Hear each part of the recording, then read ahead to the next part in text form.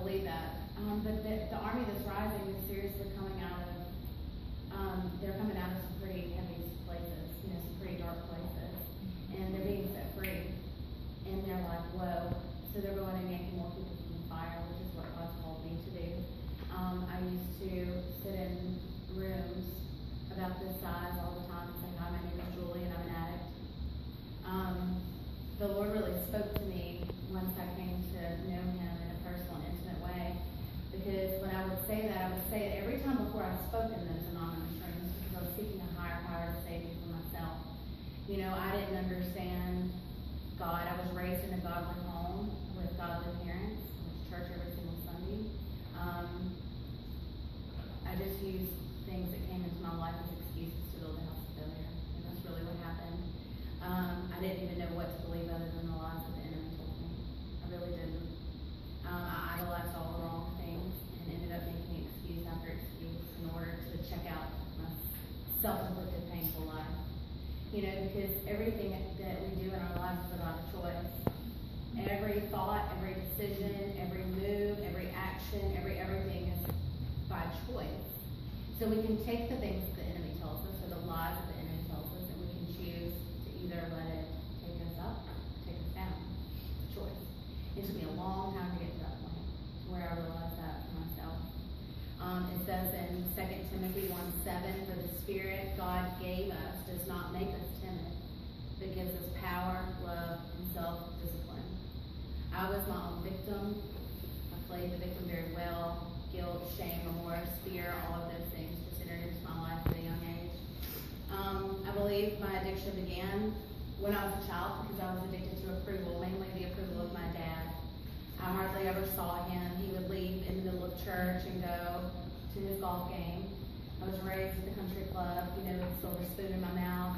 I never really asked or needed anything. Everything that I wanted was given to me. He was the vice president of a bank. My mom worked for the district attorney in North Louisiana. And, you know, he left us.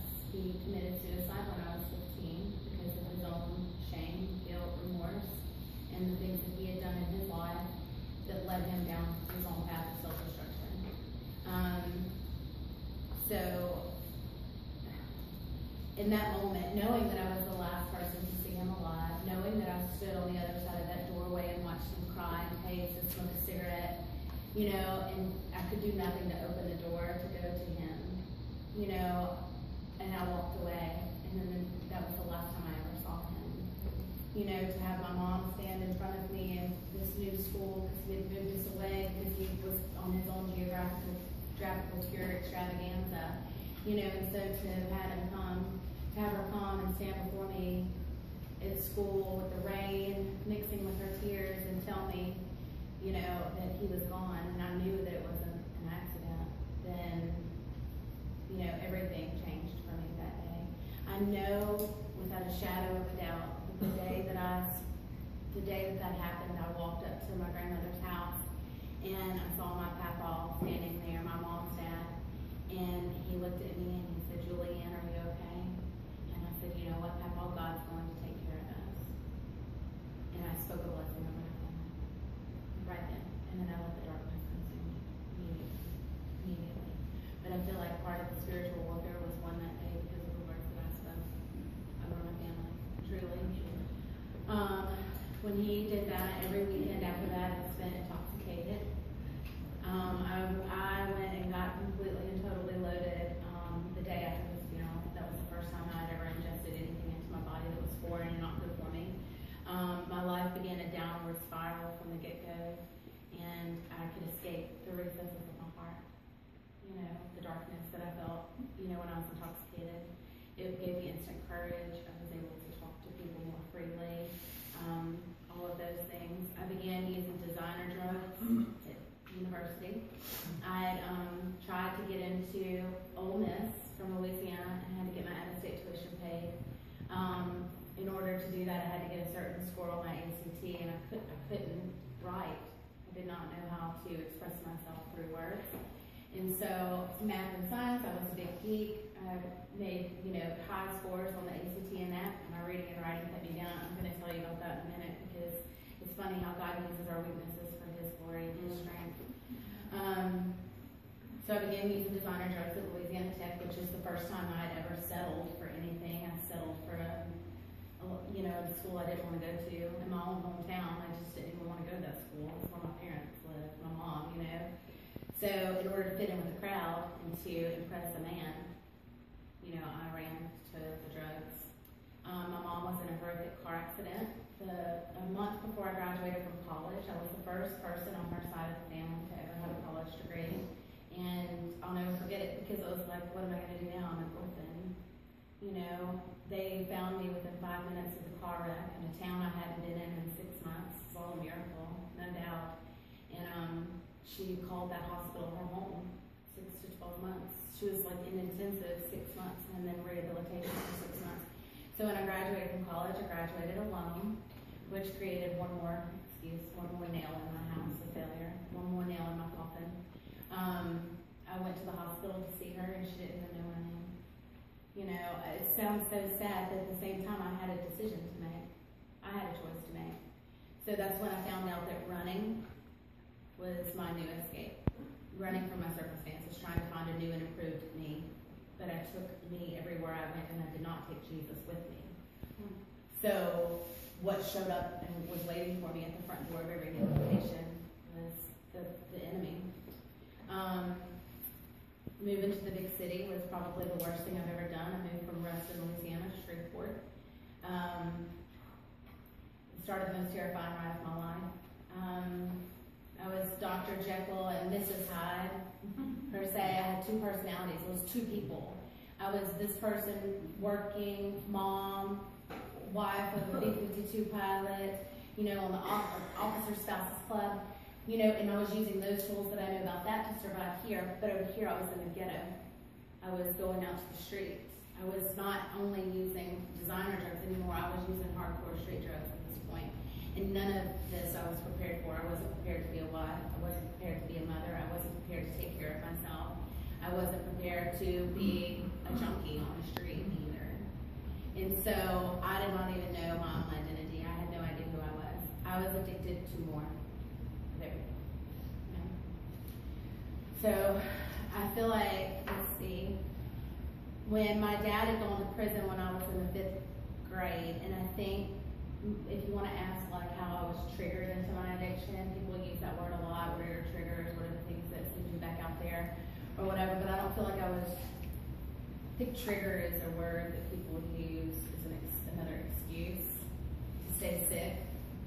You know what I'm saying? To blame my addiction on anything would just be that I'm pulling my flamethrower out and standing behind a tree and pointing it at everybody else to say it's your fault, it's because of this, it's because of that. And that's not the truth at all. Because the truth is I made decisions every single day. Now, when my dad had gone to prison when I was in the 5th grade for embezzlement in the bank, that's when everything changed. That's when my whole life really started, was thrown up into the air and smashed back down into a bunch of pieces. I remember laying on my trampoline and wondering why in the world is this happening to us? Because we lost our home. Everything that made me who Julie Ann Bates was gone. And for an intuitive adolescent, for a kid who asks a lot of questions, not out loud, but to themselves, I was very intuitive. I was always pondering. I was always asking questions, but mainly to myself and giving myself the answers. So it didn't work out for me very well when I didn't know how to cope, with life in general at all. I thrived in controlled environments and everything was completely out of control. The spirits of rejection, abandonment took over my life, and everything turned south for me. There's no real justification as to why I became a drug addict. There's really not any real reason. People always are looking for reasons too. When my dad passed away, I immediately went on a journey that lasted 22 years, trying to find the answers to those questions that will never be answered for me.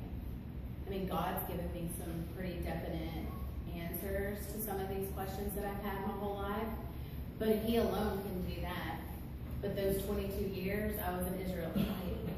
I was wandering around in the desert. I was complaining about every provision. I was worried about this, and what about thought this, and how am I going to do that, and trying to plan my whole life out for myself, only to set myself up for the setup. Because here I am putting expectations on things that haven't even taken place, and expectations on people. And what was I doing? I set up everybody around me. So when they didn't meet my expectations, or I didn't meet my expectations for myself, or who I thought I should be, I was back to the street again. This is a vicious cycle the enemy loves to keep us in. There were people that reached out to help me. I mean, my goodness, I went from, gosh, I call myself a tornado. I have dreams about tornadoes sometimes too, and I know it's the enemy coming in, but I think it's God trying to show me when I'm having moments of confusion in my life, so that I can recognize it and see it for what it is. But I was a tornado. I ripped through every city that I possibly could. And I'm not talking about geographical cities. I'm talking about people's hearts. I'm talking about families. I'm talking about my own family. Friends, anybody and everybody who cared about me, I came through and just ripped them all to pieces, and then I left a destructive weight in my path. And there I'm off. And they're left to pick up all the pieces and to rebuild. It was horrible. People came and people left, and they left due to their own inability to weather my storm. You know, and so again, here I am alone. Forget them, so I'll show them, and I'm back to the street. Let's see, abandonment, rejection, fear, all of those things just ran rampant inside of me all the time, every single day, every waking minute. I lost a marriage to a great man. I lost my children.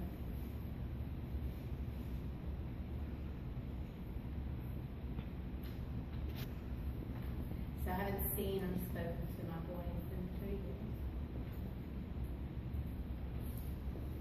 The last I saw them was July 2012. And if I had known that would be the last time that I would see them or hear their voice, and things would have been a lot different. So, there's consequences to the decisions that we make. I tell the girls at the recovery center all the time, you know, miss me with that you want to leave this recovery center because you miss your kids. Okay. Because I get it, but that's not a reason for you to leave, because you need to play the tape through. You have an opportunity to be with your children. Don't squander it and end up where I'm at, wondering how long it's going to be. God told me just to wait. So that's what I'm doing. And I'm definitely learning patience, and not so patiently. Let's just be honest about that. I've lost friendships, relationships, loved ones, another broken marriage, because I married him in the middle of addiction, you know, because I just needed somebody to tell me that I was okay, and he just happened to be the one. I bounced in and out of 10 detox centers, mental hospitals, rehabs, over the course of 10 years before I found Jacobsville Recovery Center for Women in Copperville. And then I found people who would never leave. Real people, godly people, people who guide me and tell me the way to go, show me what direction to take, rebuke some really crazy stuff off of me with the paranoia and the doubt and insecurity, try to pop back up. You know, they're the first ones to sit down and say, hey, that's not right. You know, that's not okay. I was finally home. You know, I'll say, you know, over the course of time, my mom's really had the most influence on me. She spent every waking moment on her knees for me, especially when I would go in the dark. She likes to call it, that's what she calls it, because I would go dark. Because I would be available one day, and then the next day I would just be completely missing off the planet. You know, completely gone. Usually because I was out on the street, I was like out there living there, bouncing from porch to porch, and you know, sleeping in abandoned houses if I slept at all. It's just insane that one day I could be just fine and normal dandy, and then the next day just be completely off the grid altogether. I moved from Virginia to Mississippi. Now, I've wandered some pretty wild streets in this United States. I went from being the commander's life in the Air Force at a ball in Las Vegas, playing the perfect little commander's wife, and within 12 hours, I was in Tent City in Las Vegas on the street. Isn't that crazy? Jekyll and Hyde. Insane. I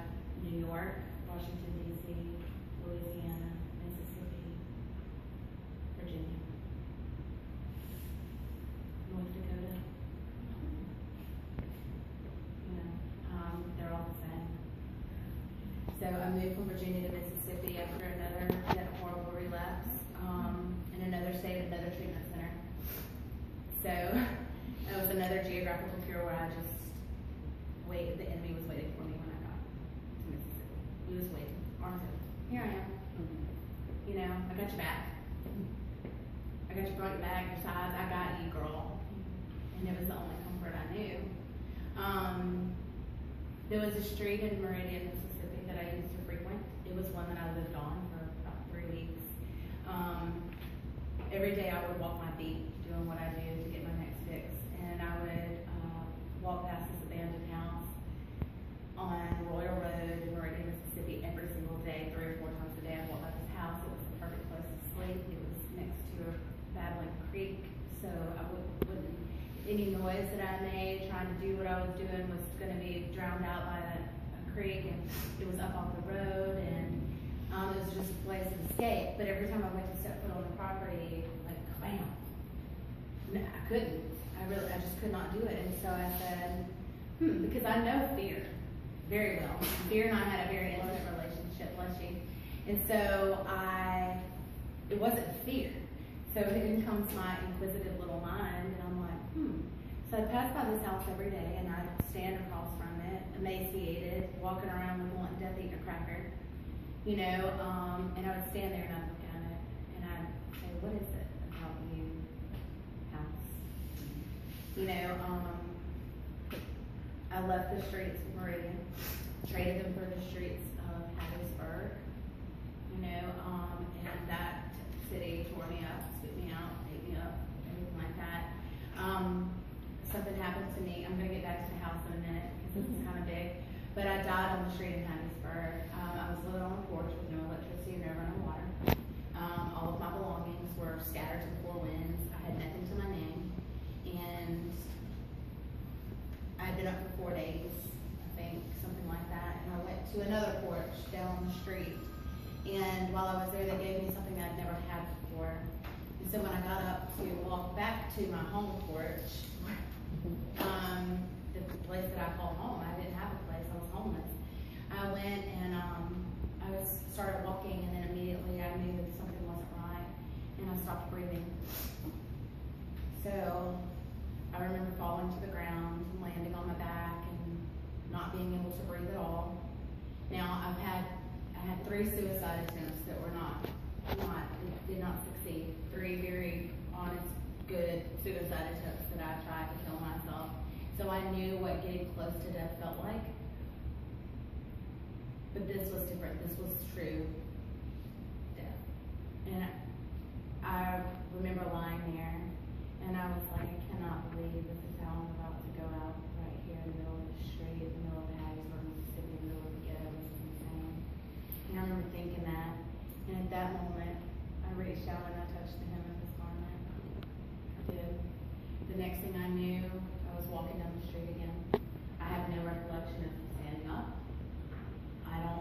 Nothing. I just was walking down the street again. Here I was, I'm going out, I can't breathe, my heart's slowing down, I am dying in the middle of the street, and now I'm walking down the street again.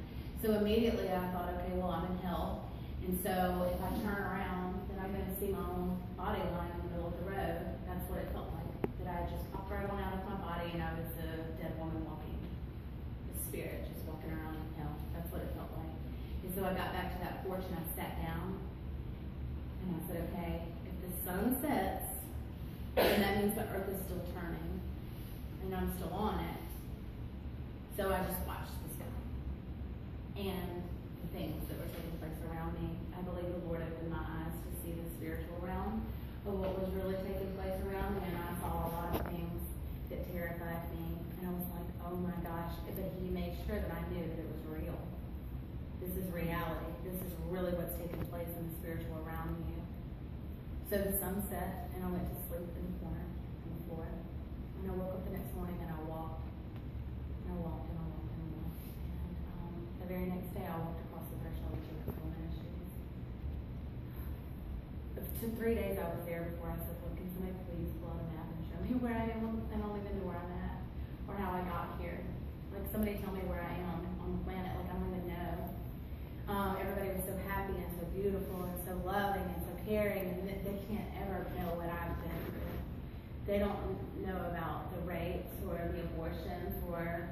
you know, all of those things that I had to endure, the beatings, the near-death experiences, they can't know, because look how beautiful they are, look how happy they are. And I was just blown away by that. I pondered that for a long time, months, before I finally realized that, hey, they got something going on here. Well, my scientific little head's still spinning. Now, I had learned about God as a child, but as soon as this one devotion leader came in, and he said, this is the Bible, and I'm like, yeah, duh, you know. He said, these are basic instructions before leaving Earth, and it was like a firecracker went off in my spirit. And everything that was in my head finally connected to my heart. And I was like, I don't even belong here. Like, this isn't my home. So what am I doing? What am I doing with myself? And that instant changed me forever. Now, there are no coincidences in this life. Every single step is guided by God. So, in every way is prepared, even in the darkest moments when we feel like all is lost. This is the end of everything. This is the end of everything. Our pastor says all the time, the end of everything is the beginning of something else. So I went home after I graduated, Jake as well, and I was on Facebook one day, and I saw a picture on Susan Brogan's Facebook page. She's the president of our ministry. I saw a picture, and I looked at it, and I was like, oh my gosh. And so I clicked on it, made it bigger, and then I fell out on the floor, because the picture was a house on Royal Road in Reading, Mississippi. And it was the place where the Lord had swept into the depraved, jacked up family of the Haynes. And they were all set free from their bondage. And then they went to open Jacob's Low Covering Center for Women. It was the same house. Y'all, when I saw that, I died. You know, it's like, you gotta be kidding me. You know, that it's the same place. That even in a moment where I did not even think that I was existing anymore, he was there. You know? I'm now a staff member of Jacob's Low Covering Center for Women. I graduated the program once. I fell. I know God allowed me to fall again, because it took off the yoke of codependency on someone else. It brought me back over the threshold and said, now you can be about my business. Now you do what it is that I've called you to do. Now this is where you belong. And I'm going to take everything away from you. You're going to lose everything that you own. You're going to lose another marriage. You're going to lose everything. The clothes on your back. But you're going to do it all for the glory of me. You're going to do everything for me. You have no one else to depend on but me. And just to be his trusted servant is such an honor. You know, I'm honored to work beside people like Rachel and Lisa over there who have been where I've been and seen what I've seen, and still continue to walk this thing out with fear and trembling before him like he calls us to do. You know, there's no one more courageous, I don't think, than someone who's willing to step out of themselves and into the light, as painful as it is, and do something different with their lives and let Jesus come in and be their ultimate healer, you know, body, mind, soul, and spirit. You know, to be able to counsel and minister to girls who are fresh off their battlefield out of my own shameful past, my own pain. You know, it's just an honor to be used that way, and God brings everything full circle. Everything. So today I hold on to truth, I hold on to hope, I hold on to him, I hold on to promises. See my children again. You know, I believe that. It may be a long time from now. It may not be until heaven. I have no idea. But the promise is real. In the eyes of the world, I'll always be an addict. Plain and simple, because the world just doesn't understand. I'll be labeled as a terrible mother. I'll be rejected by a society that lives in shallow boxes. But God. God says that I'm fearfully and wonderfully made. He says that I'm the head and not the tail.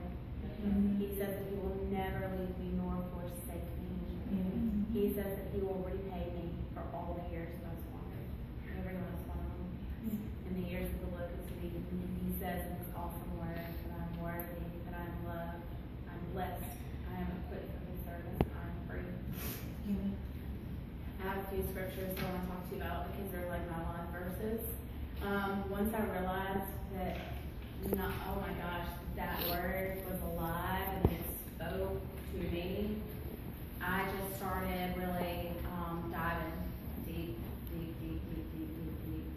Now, when I was at home, the first time at Jacob's Well, I was sitting at home by myself, and I was watching a TV show called The Revolutionary Life.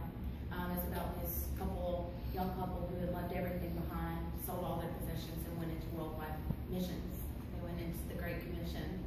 They went into places that were long devastated, people who had never heard the name of Jesus. And I was so moved by that. I was like, wow, I was just sitting there watching this show. I was like, wow, to be used like that. That's so awesome.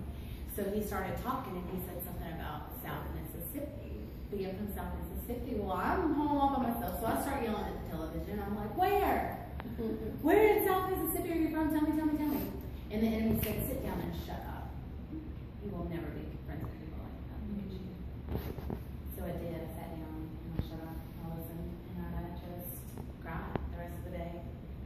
And so my new friend in Christ, and my sister in Christ, Tracy, asked me to go a few days later with her to this small Pentecostal church in McGee, Mississippi. I don't even know how we got there because it was so far out into the middle of nowhere. But the Holy Spirit was really there. And I just was praying, and I'm down at the altar, and my eyes are closed, and I can sense that people are running around me. They were travailing, speaking in tongues, doing all of these amazing things, and I'm just down there. Whatever it is that you will have me do, God, just tell me. Whatever it is that you want me to do. So the pastor came and laid his hands on me. I've never met the man before in my life, and he starts talking about words, the words I'm going to say, the words I'm going to use. And I was like, what does that mean? Okay, whatever. Because my whole body was on fire. And so whatever he said was great. And so and she said, you would want to come to my house for coffee? And I said, no, I'm tired. You're pregnant, and I know you're tired. That was mentally, physically, and spiritually draining. I mean, that was beautiful. And I said, no. And she said, please come. So I did. I went to her house, and I opened the door, and I see these people sitting on her couch, and I was like, looking, and I said, gosh, they look so familiar. And then recognition hit, and I ran out of the room in tears. Because the people that were sitting on the couch were Dustin and Darlene Stanley from the Revolutionary Life. And that night we had church. We had a major church in that house for 2-3 hours. I don't even know what time it was when I got home. But he said something to me. He said, the Lord says that you have to write. And I said, no, writing put me out of college. I wanted to go to. I can't write. I mean, my journals would be like, it was sunshine today, it was pretty, God is great, I love him. That's how my journaling went, because I just did it out of obedience. I didn't do it out of anything else, but just to be obedient to what he was telling me to do, journal. So I would. But it was very elementary, very kindergarten. And so I said, I do not do that. And he said, but that's what you're called to do. I was like, no way. So he set me up, because he's a very smart man. He set me up on this blog, and he said, all you have to do is go write. Here it is. And it's called Coming Full Circle, because that's what he just keeps bringing things around and around. I'm just like, whoa, because everything looks so different to me now with these new eyes and this new perspective. So things that used to baffle me now come back around again, and I can see them. It's like it's just a whole world spinning right in front of me. It's so beautiful to watch. But I said, I don't know. So I went home and I prayed about it, and I was by myself in front of my computer, and I was crying and shaking, and I was like, I don't know how to do this. And the Lord said, look at the pillow. I was like, okay. So I looked at the pillow, and he said, now describe it to me as a fallible line. Oh. So I did. And I said, okay, how was that? And he said, now tell your story to the world as if they were blind, as they are. That's what I do. The things that come out of me, I don't even know where they come from. I really don't. It's not me that has the pen and the paper. Some days I'll write things, and I'm like, wow, that was pretty cool, but it doesn't hit me for days. And then I'll reread it, and I'm like, oh my gosh, like that's what you were talking about, because it's not even me that's writing it down. But then to go back and reread it, it's just, I get more revelation out of waiting a few days. You know, I know because it's just His Spirit that lives inside of me to put those things down on paper. But Jeremiah 29:11 through 14, we're all familiar. It says, "For I know the plans I have for you, declares the Lord. Plans to prosper you and not to harm you, plans to give you a hope and a future." It's all I've ever wanted. But I was seeking it from everywhere else. "Then you will call on me and come and pray to me, and I will listen to you." Well, "You will seek me and find me when you seek me with all your heart. I will be found by you, declares the Lord, and will bring you back from captivity." Even the captivity in my own head. Which I was at, so I was captive in my own mind yesterday. These things still come against me. I'm not perfect, never will be. He says, "I will gather you from all the nations and places where I've banished you." I was banished, all right, because I took my own self out. "And I will bring you back to the place from which I carried you into exile." Gosh. I was in exile, I was lost, I was captive to my own depravity, my own circumstances had me bound to the floor by chains that I locked up myself, that I attached to my own body, and that I attached to the floor, and I sat there in those things. You know, Jesus came along, He unlocked the cell door, He unlocked my chains, and still for a long time I was still just sat there, not knowing that I was really free, not knowing that I could step out, not knowing, and He just waited so patiently, so lovingly, and just said, "Please get up. Please come over here." It was scary, new, exciting. You know, Isaiah 43:1-7, this is a huge life verse for me. This is something that I really stand on, especially on days when I feel like He's not heard me. You know, I feel like Daniel some days, like I'm sick here, I pray, I fast, I do all of these things. But I know that me not seeing my kids, it's not about reaping and sowing anymore. It's just not. It's a spiritual battle that's being waged. I tell people this all the time. When I see my kids for the first time, it's going to bust open the gates of hell. I believe that. And so I'm just waiting on His perfect timing for that moment to take place, because it's going to be awesome. I miss them. I desire them. They were born with me, so I know they were meant for me. He brought them into the world. I didn't. He gave them their names, Caleb and Jacob. I was not a biblical person when I named those precious babies, but that's their names. And I just believe in that promise. But it says in Isaiah 43:1-7, "Do not fear, for I have redeemed you. I have called you by name, you are mine. When you pass through the waters, I will be with you." Here's the good part. "I will bring your children from the east and gather you from the west. I will say to the north, give them up." That's right. "And to the south, do not hold them back. Bring my sons from afar, and my daughters from the ends of the earth. Everyone who is called by my name, whom I created for my glory, whom I formed and made."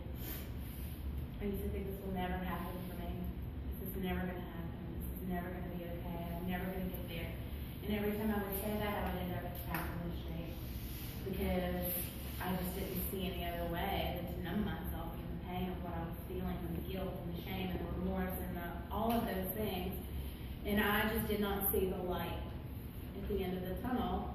You know, and the light's very dim because the tunnel is very long and the journey is long, but it's a marathon and not a sprint. You know, I have to just continue to move forward one step at a time. And sometimes He just lights this one little thing right in front of me right here, and I can't see any further than that.